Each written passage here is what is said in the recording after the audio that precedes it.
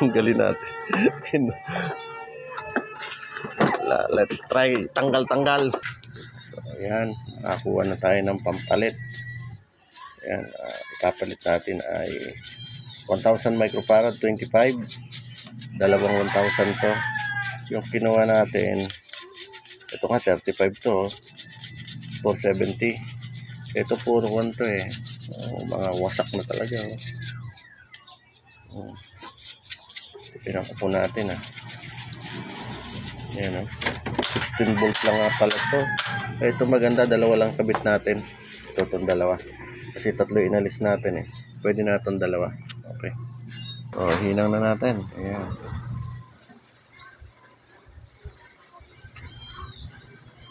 Ayan.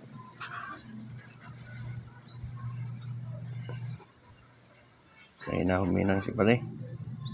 Ito dito sa kabila. Yun.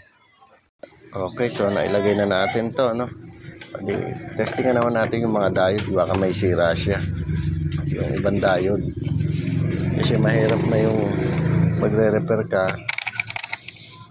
Kinabit mo yung pyesa, nakabit mo na nga, di mo alam, may diode, may iba palang sira. Dapat mo testing. Ayan.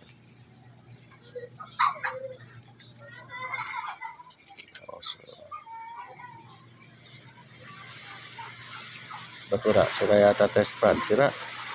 Anak ng putakte. Yun. Okay, tapos baliktad din natin.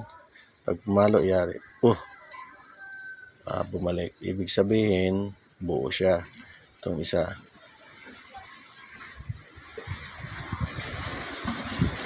Okay. Buo ito.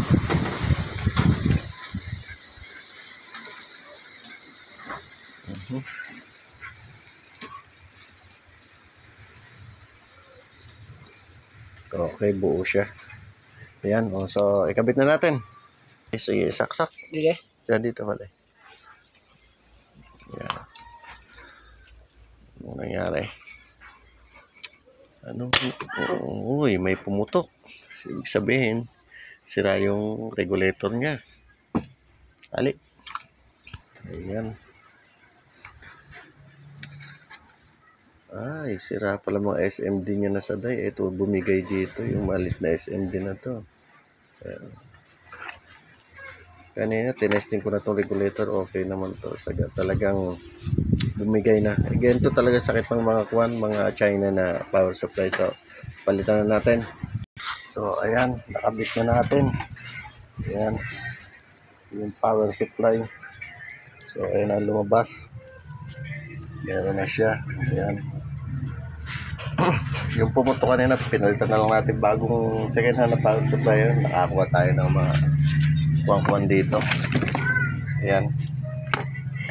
Ayan. Okay na siya. So, maraming thank you. Ayan, si Itel kuha na si Itel, naging Pinsonic na yata to. Yan, i-on natin si Kuan. Kanina, Itel yung pangalan itong TV. Pinalitan natin siya ng board. Ayan ang labas, Pinsonic na pala siya. Okay.